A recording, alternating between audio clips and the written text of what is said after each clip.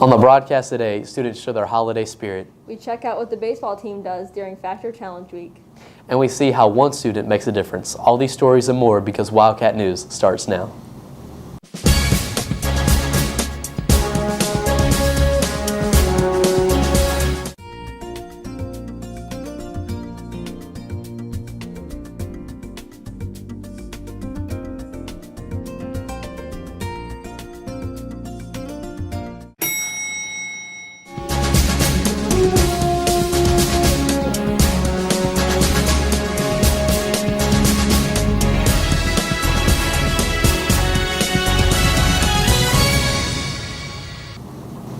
Good morning, West Johnston. I'm Jarrett Spann. And I'm Marissa Greene with this week's episode of Wildcat News. It's Spirit Week again, and students are showing off their holiday spirit. It's the last week of school, right before break. Ugly Christmas sweaters students like to buy and make. Hooping and hollering, laughter and cheer. Students can't seem to wait for Christmas to be here. Shelby Sparrow and Kendall Holland talk about Christmas Spirit Week, sweaters, and what they want for Christmas. I've participated in Christmas Spirit Week every year we've had it. I like wearing ugly Christmas sweaters except for the fact that they're really hot. My favorite part about Christmas is definitely the food. For Christmas, I definitely like some tuition money for college. This is my first year participating in Christmas Spirit Week at West. I wanted to change it up this year.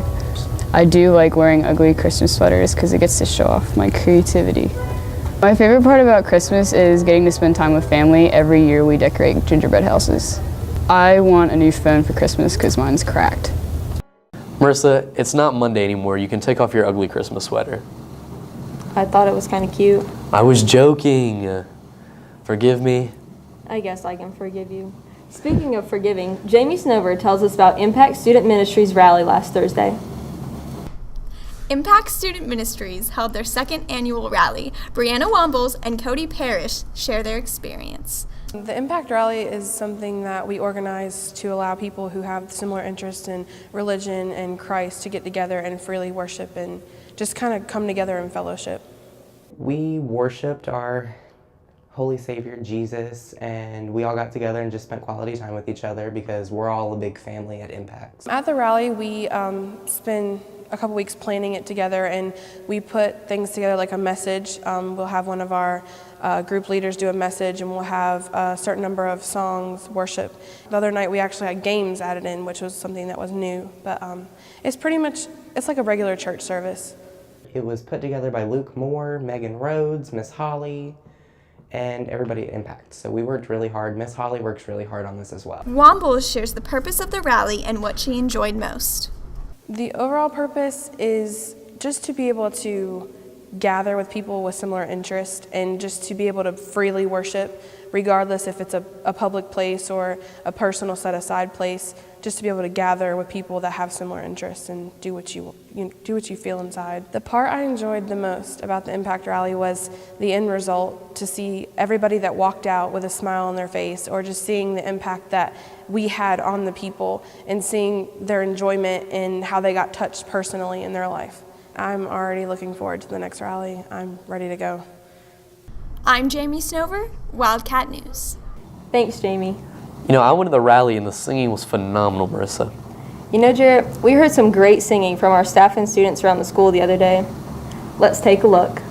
Rudolph the red-nosed reindeer, reindeer, had a very shiny nose. And if you ever saw it, you would even say it glows. Like delightful. All of the other reindeer used to laugh and call him names. They never let poor Rudolph join in any reindeer game like Monopoly. Then one foggy Christmas Eve, Santa came to say, Rudolph, with your nose so bright, won't you guide my sleigh tonight? And all the reindeer loved him as they shouted out with glee, yippee! Rudolph the red-nosed reindeer, you're having a story like Elvis! Well, now that's going to be stuck in my head the rest of the day. Jarrett. Oh, what? Oh, yeah, me too. Recently, the baseball team had their annual Factor Challenge Week. Jowann Holder gives us an inside look. Noah Lyles gives a description of the Factor Challenge. The Factor Challenge is an annual thing we do for the baseball team, and it's a team building exercise where you do different events and obstacle courses and stuff like that. You just basically helps build your teammates. The Factor Challenge lasts for 5 days, so basically a whole school week, basically. Lyles talks about how hard the Factor Challenge is. It depends on what day we're doing, really. Like Friday, the first day we had it, that was pretty hard, and today probably won't be as bad, but it just depends really on what obstacles we have for that day. We had to push weights, pull weights, throw medicine balls. We had a big tug of war game. We'll do, at the end, we'll have a big obstacle course, basically that kind of wraps everything up. And just different like running and different things for running and weights, stuff like that. I think it helps build teammates' trust in one another, and it just knowing that when you play a game, you are standing beside a guy that you've put the work in beside, stuff like that. And you work beside him and you can trust him. I'm Jowann Holder, Wildcat News. Thanks, Jowann.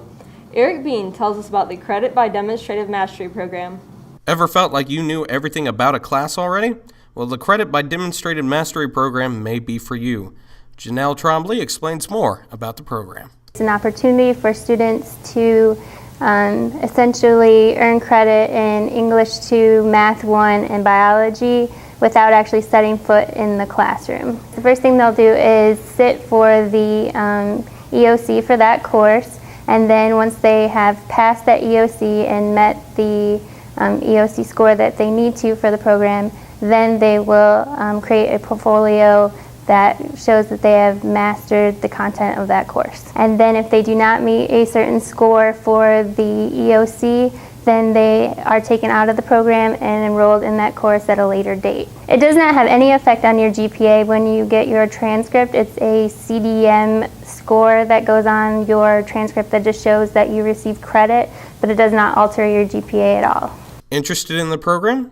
Trombley shares how to get involved. You need to see your counselor or you need to see me in room 405 by January 9th. I'm Erik Beene, Wildcat News. Thanks, Erik. Allie Sekulich connects her passion of running and her love for her dad. Allie Sekulich tells how she is making a difference.